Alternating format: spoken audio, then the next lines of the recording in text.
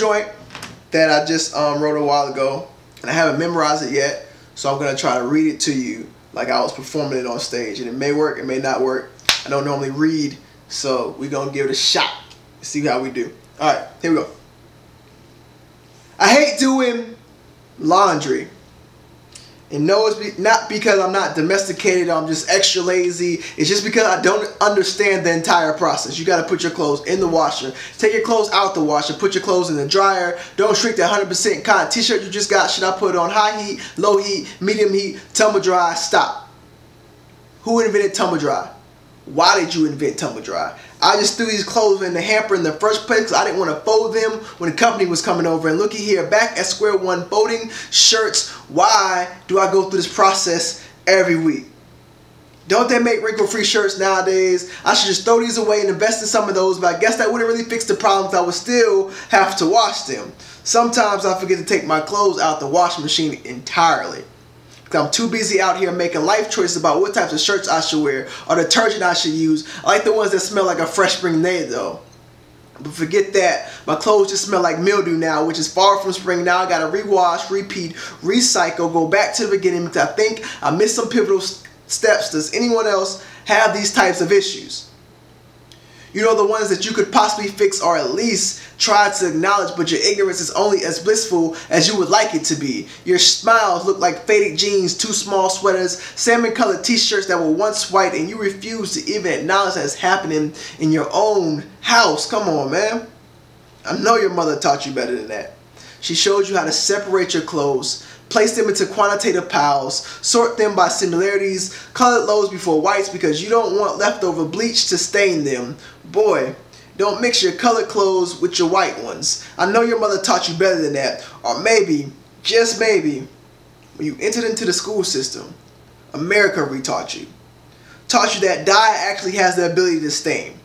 Red socks can influence your entire load and leave behind evidence. Young man, they may say you resemble grizzly bears on attack, neighborhood thieves, drug dealers, monsters in your closet, unslain Goliaths, but most importantly to them, you are a red sock.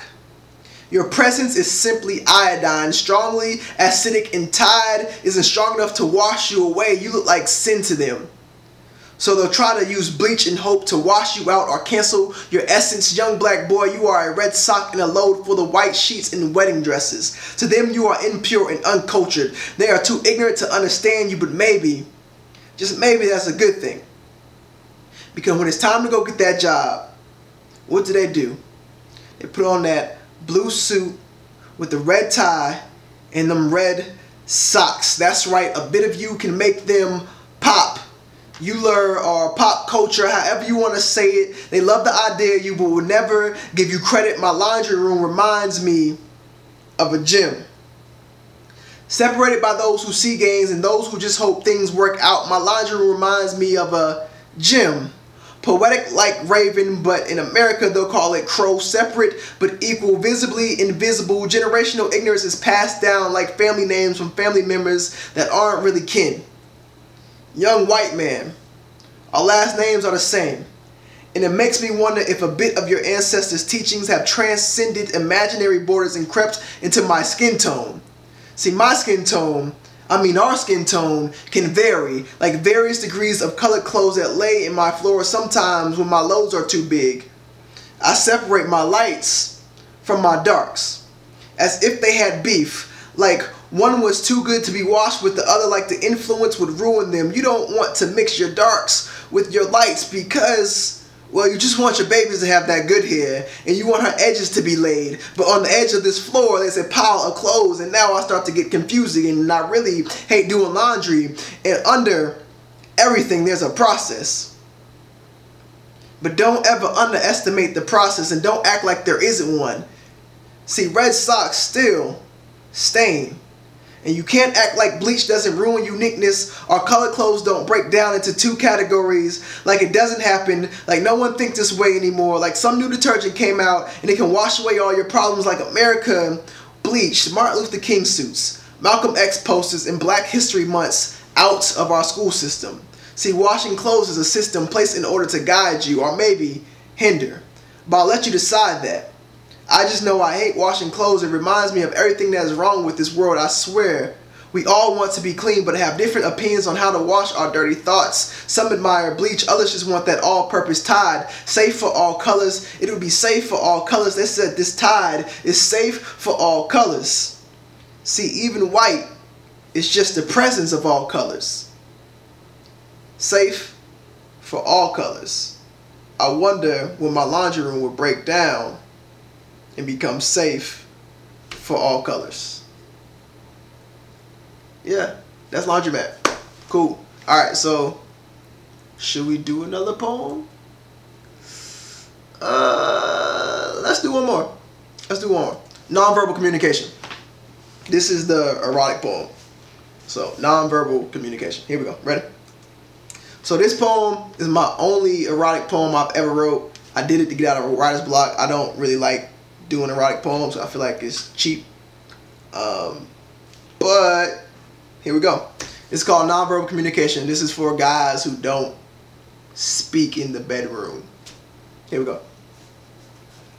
Girls kill me with this. Oh, I heard you was a poet, so why don't you talk dirty to me? And when I receive these words, I sit there and I be like, okay, if that's what you really want to do. Ooh, girl, yeah, you like that? As we awkwardly pause. See, it just doesn't work for me like that. I may be a wordsmith on the stage, but when it comes to this bedroom, I want you to leave me speechless. Maybe you'll hear a little bit of direction from me, but no test are needed. See, I'm using these lips and working them overtime to kiss places, and this tongue to taste flavors, and these teeth, well, these teeth will nibble. Hell, these teeth will really just bite anything you allow them to. I'm turning your body into my dinner. And if it isn't nighttime yet, then we can brunch, lunch, snack all the way to a nightcap. Be my nutrition, my fiber, my protein. Build me up so I can pick you up. Literally. There's really no place for useless questions. No time for me to be asking you who your daddy is, because I've either already met him or I'm trying to become him. See, I like to listen. God gave me 2 ears, 1 mouth, and 1 tongue. He blessed your anatomy so lovely with 2 ears and 2 lips. So if I'm talking to you, I'm neglecting 2 forms of communication. I want to exchange nonverbal dialogue with you to the point where your moans can be translated into Morse code. See, with my eyes closed, I can hear you like never before. A man once told me that faith and trust are not visual, so I need you to lead me into realms that have been unexplored, and I'll transform my tongue into hands, tracing over your goosebumps, connecting all the dots until they lead me into your clitoris. Yes, I said your clitoris, and yes, I know exactly where it is. See, I'll read your body language like I was a master in Braille, retracing all of the good words. Retracing all of the good words. I want to communicate with you non-verbally. And if, just if you want me to go deeper, then baby, dig your nails into my skin like you're trying to touch my roots. I promise, if you dig me, I will dig you out. And if your orgasm is somewhere beneath all this water, I promise I will fish it out. Don't tell me where it is, love. Allow me to explore. I will Christopher Columbus with my mouth. Probably find something neither of us were looking for. The best things are always stumbled upon. I'm trying to start at your head and then waltz my way down to your lips, detour to your ear, creep to your neck, nibble, bite. Hell, let's just be real. Girl, I'll Dracula that neck. Trace your collarbone like kindergartens learning their alphabet. Areolas won't get no neglect. Nipples, then I'll trickle down to your navel. Chill at your hip until it's time to take that dip. Girl, you about to get all this TLC. Tongue licking, clitoris. Yes, I said clitoris, and I know exactly where that is. I will chase your waterfall till red light specials are over. So excuse me if I'm no master of the language arts behind closed doors. I'm just too busy trying to talk to you non-verbally. And it's a wrap. Peace. I hope you enjoyed it. I'm out.